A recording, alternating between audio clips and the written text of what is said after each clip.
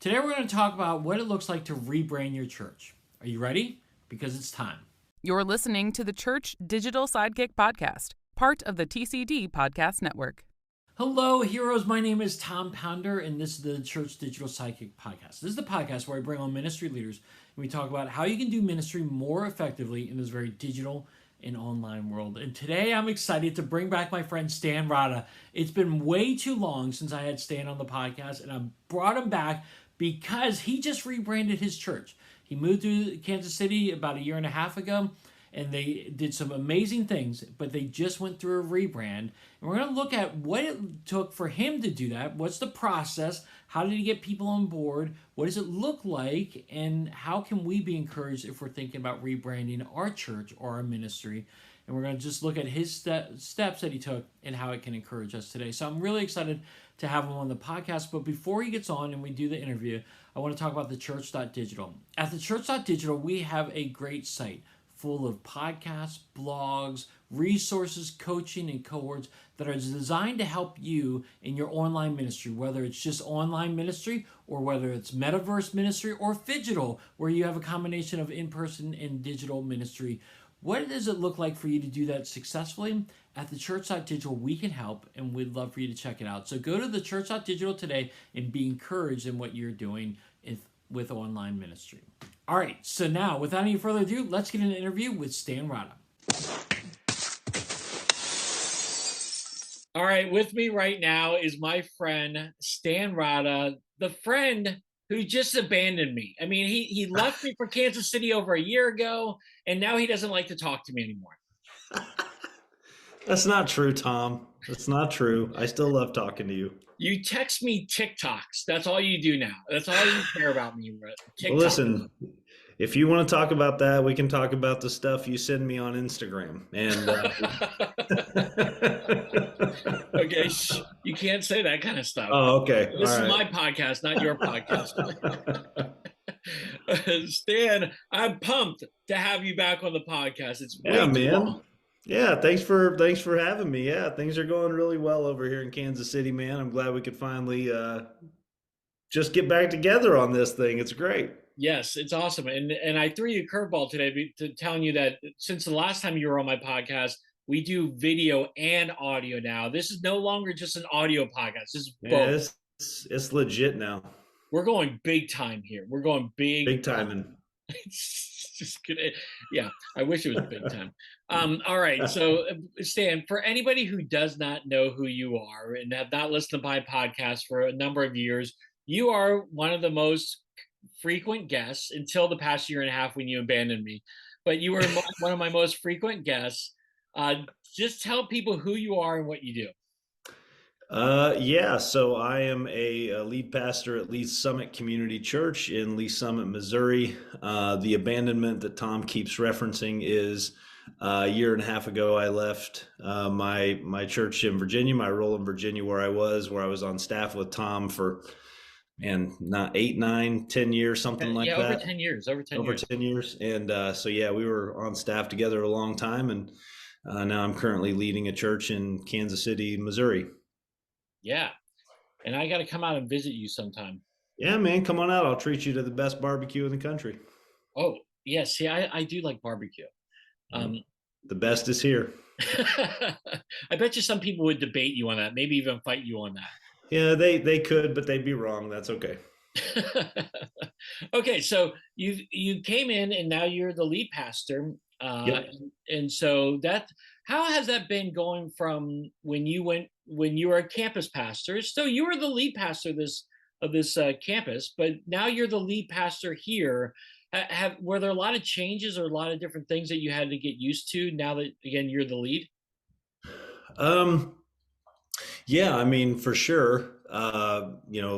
Probably the most obvious one and simple answer is, when you're the lead guy and you're the one trying to cast all the vision, everybody's kind of relying on you for information and details and schedules and just a lot of things like that to start making their own plans. So the staff's kind of waiting on you to chart a course so that they can build their teams and build their budgets and get things set. And so there was definitely an increase in not necessarily workload, but I would say kind of the pressure of that workload, just because so many people are relying on me for some information and whatnot. So it's been an interesting year and a half, kind of settling into a new pace of life.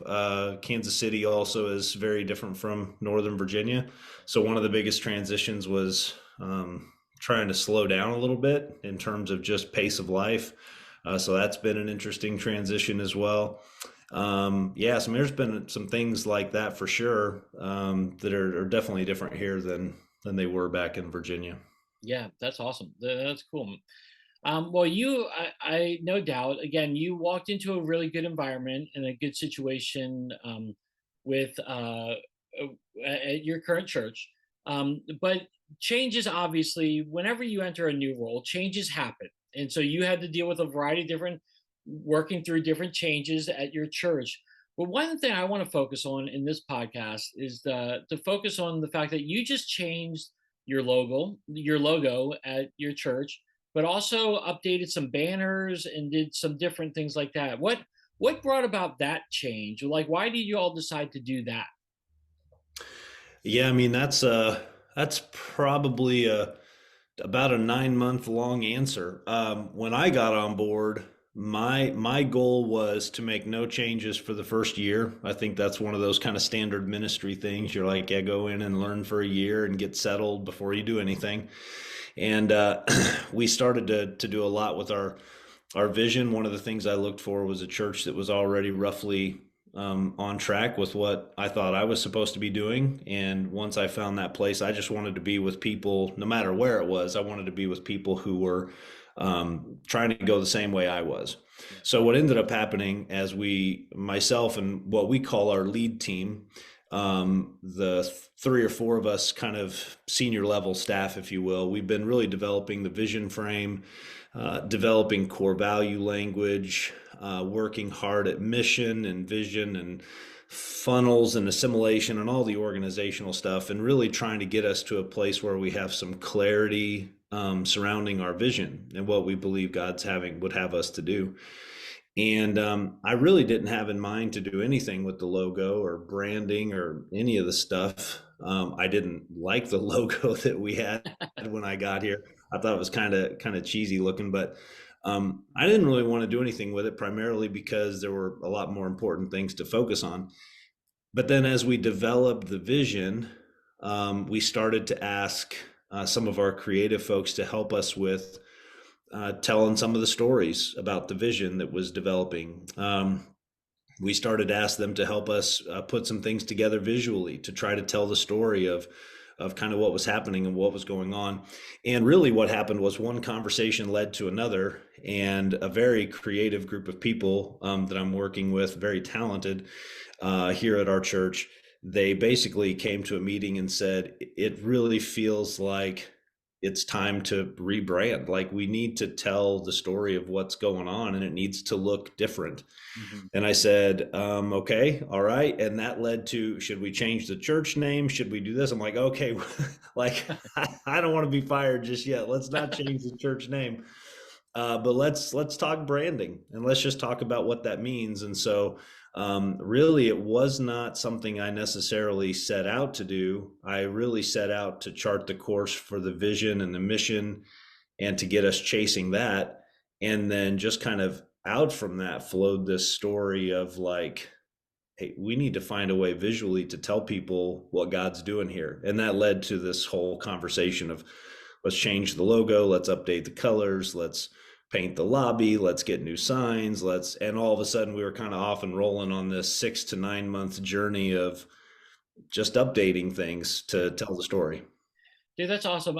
What I hear you saying again is that it wasn't your idea. You didn't come in saying, we got to change all this stuff. I didn't like the way it looked, but we got to change. You focused on more higher level stuff. And what, again, I loved is that you let your creative people come to you with this idea. And that just shows like a great leadership right there, where you're not closed fisted, but you're open handed and saying, you know what, we're going to just go with this as we go. I'm going to focus on this stuff. And then people brought things to you. They felt empowered, enabled. They felt that they could come to you and say, we think about this. And I like how you were just open to it. Obviously, you didn't like the old logos anyway, so it was probably an easy sell. It was an easy win. Yeah. They But didn't have to sell me hard. I imagine as you went to your church, okay, so once they came, kind of brought you this process, how did you present this to the church? Did your church have to approve this in some way? No, yeah, we don't really have that kind of a setup here, so we didn't have to do that. Some churches probably would have, but that's not our current environment. So the way it worked for me was really thinking about it from the perspective of early adopters, core people, leadership principles like run with your runners. And so what we did was we started to just kind of trickle out the idea to a few key people. Another guy in our church has done some rebranding and marketing things for some pretty big companies in the country. And we brought him in and did this whole project with him to kind of work through a bunch of the language. We took it to our elders and we said, hey, here's kind of what's happening with the vision frame. Here's where we're going on as a mission, as a church.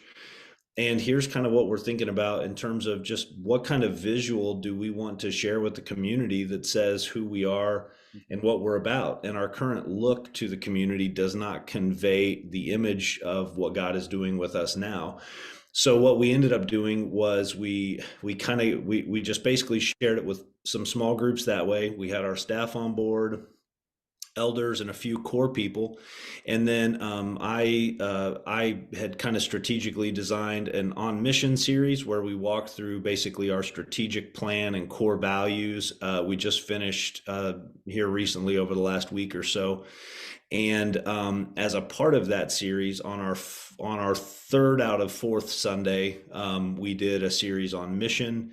Where we just talked very specifically about how we believe God was inviting us to be a part of the mission. And we had been telling our church for a couple of months now, hey, don't miss September 25th. It's going to be a big day. We have a surprise. Like, it's going to be fun. We're going to do one service. We have this whole big thing. And so basically they knew something was coming. They saw us updating the paint in the lobby, changing a few of the furniture kind of items just to update the whole look. And we did a whole bunch of things with it, but basically on September 25th, as we unveiled it, we had a huge celebration. We called it Community Day. We had one service. We had 9 baptisms. We unveiled the logo. We went through like our history, and we found 7 or 8 people who had been at our church and just had been impacted and were doing ministry as a result. One of those is Andrew Berchtold from We the Kingdom. He was here as one of our worship guys for a while. So we have him on video just talking about what LSCC meant to him. So we did this kind of history of this is what God has done. And now here is what God is about to do. God is not done with our church. God is moving us forward. But here's these stories along the way. And then our founding pastor from 1988 is actually still around. He's a full-time missionary to Nepal, but he's still in the area. So we actually had him do about a 3-minute video where he talked about the core of the church from 1988. And then basically we allowed his video to be the one that kind of unveiled this new logo. We did the logo, we did 9 baptisms, and then we dropped 1,500 balloons out of the ceiling. And it was just a lot of fun. But that's how the congregation actually found out about it, was a part of a huge day where we, dropped balloons, had baptisms, and watched the Chiefs in the pavilion. So it was a lot of fun. You had to watch the Chiefs. Well, of course we did. We're in Kansas City. That's what we do on Sunday afternoon. What a buildup.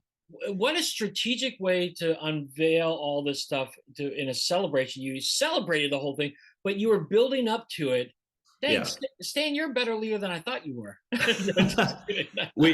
We put out like storyboard paper 2 or 3 weeks in advance. We let people write down favorite memories from the last 34 years. They got to put pictures on it. We pulled out old church directories, told old stories. One of our missionaries we support was here one of the weeks. She was on stage sharing about her work. So it was a really neat. It was work for about 6 to 9 months, and then the build up to September 25th was about 7 weeks long worth of announcements and videos, and just really built up to this kind of big day. And our whole point in it was just to say, we're not doing a logo for a logo's sake.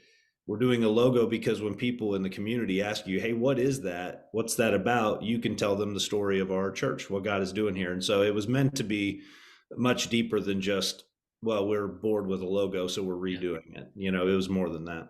Dude, this is awesome. This is so encouraging. So, if anybody's listening right now, I hope you're taking notes, because this is a great way to kind of rebrand and relaunch some stuff. Uh, Yeah. and you did it. Let me ask you this: did you get any pushback? Any pushback from people? No, we changed all of our external signage. We put tarps and stuff over them so nobody would see it leading up to the day. Pulled those day of, revealed them, and people loved it. They thought it was special and fun. It made sense to them. I think for changes like that, where people give pushback, is if they don't see the need for like the why. Mm. And so, like, I mean, this, I don't know how many people are watching video wise, but that's the new logo. And inside of it is an L and an S for Lee Summit Community Church. And we strategically designed the repeating lines on purpose for our disciple making passion to see multiplication to multiple generations. We purposely designed it to look kind of like Art Deco. So when you come to Kansas City, Art Deco is a really big thing here. You see it in the Kansas City Royals logo, the City of Fountains logo. It really reflects who we are and where God has us planted. So the logo may not mean a whole bunch to people in New York or Sure. wherever, but to us it means something because it's telling our story of what God's doing with us now. And so I don't think the church really had a negative reaction to it because they understood why. It made sense to them. But if you just go around changing things just because, you run the risk of people going, what's this all about? I don't know why you had to do this, but it made sense in this case because we were able to connect it to vision. Yeah, and again, you had a lot of people involved in the process. It Yes, seemed like that, the more people involved in the process, it's not just a stands doing this. It's, right. hey, we are doing this and we're working Yep. on it. And as I'm like visualizing this of what you're doing, it makes me think of uh, the the bar show on one of the channels with Tapper, and how he redoes Bar Rescue, how he redoes the bars and Oh, yeah. changes it from one Yeah. to another, and he does this big reveal, and everyone's excited. So let me ask you this: how has this encouraged your staff at all? Has this inspired Oh, them yeah. in some way? Yeah, I think it's been super encouraging for the staff. I think like most churches, the staff here when I came on board in June of 21, they had been through a lot since March of 20, and I think they were tired and looking for clarity of vision and where they were going as a staff team and as a church. And so as we established the vision and the mission itself, I think the logo sort of kind of came around at a decent time to simply give like some life to it. Mhm. It almost was this like tangible visual thing that people could see and like in sticker form get their hands on and go, okay, almost felt like, okay, we're going to be okay. Like we have a vision, we have a mission, God is still using us, he's not done with us, we're moving forward. And I think in some regards that's been life-giving for people, just because it it gives them the sense that again God's not done with us. And so I think that was really helpful and has brought a lot of energy to staff and I think even the people of our church. Did everyone on staff get a free T-shirt? Yes, yeah, staff got free T-shirts. Yeah. Yep, that's the one thing I like being a part of ministry groups and churches is I get a free T-shirt a lot. But now all Yeah. my shirts are like free T-shirts. I got to get different T-shirts. I told him, I said, listen, these are going to be walking advertisements. We Yeah. need, 400 or 500 of them on the street and they need to be good quality because you want Um, people to wear them. So we went nice. They're comfortable. They're high quality. They look good. They have our web address on the back. Like they're sharp, man. They're top notch stuff. that's the one thing I like about Stan is that he's all about quality and all about high quality. So, Oh man. okay, Amen. Stan, two questions to wrap us up on is, Okay. first is how would you encourage someone right now if they're thinking about rebranding? what is a lesson learned that you had during this time, or just a thought that you had that you could encourage some other church or minister right now? I think my encouragement would be, um, don't necessarily start just from the brand or the logo just because. I think I would start with your vision and mission, make sure that stuff is right. If you're headed the right direction and you're looking for a visual way to tell that story, I think that's where you kind of could start stepping into this. The other thing I would do is I would definitely have um, some sort of core group of people who are helping you with that. Mhm. I know a lot of senior leaders want to kind of fancy themselves graphic designers, and they're going to run out and kind of browse around or hop on Fiverr or something, and download Photoshop. I don't recommend that. Partly because if you allow other people who are part of your church to do that and use their gifts in that way, it helps them build ownership of the ministry, helps them feel a sense of belonging, like this is their place. And so let them do that, let them help build it. But yeah, kind of start there and just develop the story, develop the vision, develop the mission, really make sure that's solid. And if your elders are on board and you got some staff on board or a creative team on board, just allow that whole conversation to kind of just naturally develop. If you have to bring it up, that's fine, but bring it up and see where it goes, and just kind of let it naturally develop. If you push it too hard, it ends up becoming like a you thing, and yeah, and then it might not go quite as well. So I would encourage vision and mission first, and then definitely have a core group of people that are running with you to develop it. That's great advice. Okay, so now here's the most important question. At the time of this recording, and this is going to go out in a few weeks. At the time of this recording, both of our teams, NFL teams, are 3-1. Your Kansas City Chiefs just annihilated the Buccaneers. And Oh man, they did. although the score ended up being a little bit closer, the game really wasn't close. Thankful for the refs to keep Brady in a game. Yep, Yep. of course. Okay. And then my team, the Dallas Cowboys, are 3-1, 3 wins with the backup quarterback. And Yeah. yeah, there's nothing. It's going to be Dak's team. But okay, No, so I don't know, man. I just want your opinion. Are we going to see a Cowboys Chiefs Super Bowl game? You know, that I don't know. That could be good. I could get on board with that. Cowboys defense is tight, man. Yeah, but that's what they said about the Bucks, and we just put up 41 No. on them. So I'm not worried about that right now. I When Mahomes you is when you have your quarterback just flipping touchdown passes to other Mahomes is a magician out there, man. I'm more worried about our defense holding up all year. That's what I'm worried about. Yeah. So, but Mahomes has got it on lockdown. He's good. Okay, so you're at 3-1. The Cowboys are at 3-1. This podcast will go out in a few weeks. We'll see where we stand when this podcast goes out. All right, we'll see. We'll see how it goes. All right, Stan, one last question is where can people contact you or reach you? You want to refer them to a website or your Twitter or whatnot? Yeah, I mean, social media wise on Twitter, they can find me just at Stan Rodda. I do have a website where they can kind of become members and download free resources, and primarily resources in disciple making. It's forgen.org, fourgen.org. Since my transition to Kansas City, I haven't really updated that too much, so don't expect that to be bright and shining right now. But there are some free resources available on a blog and stuff like that. But that's probably a great place to start. But don't you also have some sermon series that you're out putting out too, right? Oh yeah, I did start doing that, Tom. That's pretty good. That's a good pull. At least I know you had at least 2 of them done. I did. I started to take some of the sermon series we were writing and put those together with all of our basically building a sermon kit.